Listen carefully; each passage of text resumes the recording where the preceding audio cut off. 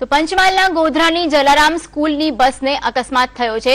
ગોધરાના પરવડી બાયપાસ પાસે સ્કૂલ બસને અકસ્માત થયો છે અને અકસ્માતમાં 15 જેટલા વિદ્યાર્થીઓને ઈજા થઈ છે। ઈજાગ્રસ્ત વિદ્યાર્થીઓને ગોધરા હોસ્પિટલ ખાતે ખસેડવામાં આવ્યા છે। તો અકસ્માતમાં 15 જેટલા વિદ્યાર્થીઓને ઈજા થઈ છે।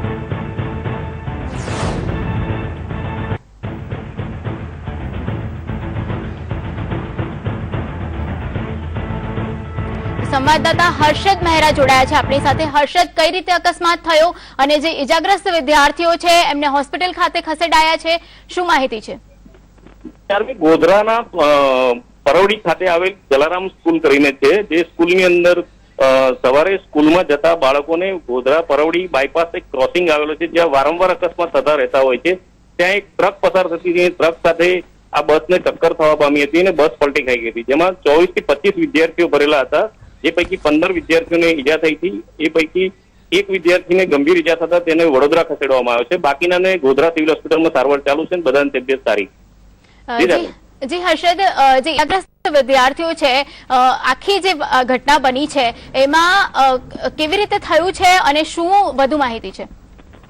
જી ચારમી, ગોધરાથી બાયપાસ પર એક પરવડી બાયપાસ ક્રોસિંગ આવેલો છે ને, જે ક્રોસિંગ અકસ્માત માટે અકસ્માત ઝોન તરીકે પ્રચલિત થયેલો છે અને રોજ સવારે બસો ત્યાંથી પસાર થતી હોય એ દરમિયાન ખૂબ જ કાળજીપૂર્વક આ ક્રોસિંગ કરવો પડતો હોય છે। પરંતુ આજે અચાનક ટ્રક પૂરપાટ ઝડપે આવી જતા આ બસને ટક્કર મારી હતી। જેવી ટક્કર વાગતાની સાથે આ બસ આખી પલટી ખાઈ ગઈ હતી, જેના કારણે અકસ્માત સર્જાયો હતો। જી ચારમી, આ સ્કૂલ બસ હતી કે જનરલ જે એસટી ની બસ હોય છે એ હતી? ના, જલારામ સ્કૂલ ની 200 થી વધારે બસો છે, જે બાળકોને ઘરથી સ્કૂલ સુધી લાવવા લઈ જવા માટે આવતી હોય છે। એ પૈકીની આ એક જલારામ સ્કૂલની જ બસ હતી। જે બસ હતી એ બસ તમામ રીતે યોગ્ય હતી? કોઈ પણ પ્રકારની ટેકનિકલ ખામી બસમાં ન હતી એની કોઈ વિગતો મળી છે? જી ચારમી, હજુ આ સ્કૂલને ચાલુ છે માત્ર 1 જ વર્ષ થયું છે, જેથી સ્કૂલના સત્તાવાળા દ્વારા આ તમામ બસોને નવી જ વસાવવામાં આવેલી છે, એટલે આ સ્કૂલ બસ એકદમ નવી જ હતી।